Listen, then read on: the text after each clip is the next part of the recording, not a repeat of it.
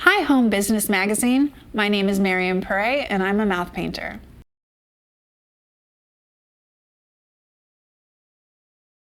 Wow, I really think that the biggest challenge after my injury was not knowing whether or not I would ever be able to paint again. And, after my injury, I'd lost the use of my hands. And art was so important to me. I'd been an artist my whole life. I was going to school for art, and I had to find a way to have it back in my life. So one of the biggest challenges was trying to find how to have art back in my life. And that came to me in a way when during rehabilitation, an occupational therapist had to teach me how to write my name.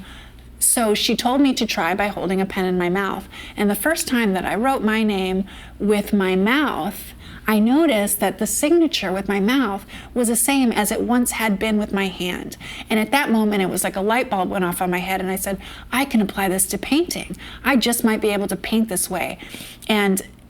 But you know what, I wasn't very good at the beginning, and I had to basically start all over. I had started with chicken scratches and stick figures, but I knew that the knowledge of how to paint was inside me, and I just had to find a way to bring it out. And so I kept developing myself as a mouth painting artist, and I got better all the time. I really think that that was my biggest challenge in the beginning, and I think sticking with it and staying determined to get better at painting by mouth was how I overcame that challenge. When I was in rehabilitation, one of the things the occupational therapist had to teach me how to do was how to write my name. And since I could not use my hand, she told me to try it by holding the pen in my mouth. And the first time I did this and saw that my handwriting with my mouth was the same as it once had been with my hand. And it was at this point that the light bulb kind of went off in my head, and I said, wow, I think that I could probably paint this way, when I discovered how much control I actually had with my mouth. And that's when I really began to try painting with my mouth and later developing myself as a mouth painting artist.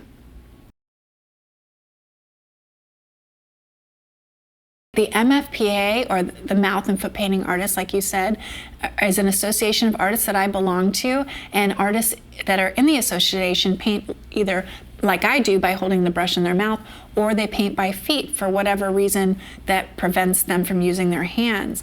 And artists in the association make a living by having our artwork reproduced in a variety of products, such as greeting cards and calendars. And really during this time of year, we have a lot of Christmas products that we really like to showcase, and that's how we make our living. And when I first started painting by mouth, I didn't know that there were other people who painted in this strange, unique way that I do, until I met somebody who was an artist in the association, and they encouraged me to apply for one of the scholarships, and I did. And back in 2005, I got a scholarship that allowed me to pay for art school and other things, and really hone my skill as a mouth painting artist and develop myself.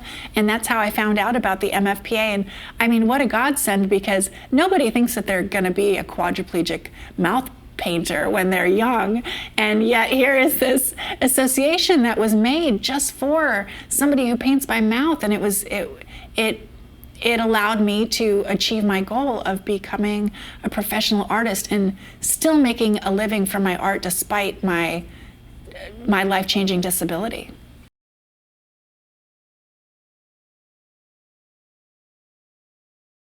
I think what really drove me to become successful is my love of art, and really wanting to have art in my life and being the best artist that I could be despite being a mouth painter or painting in this unique way.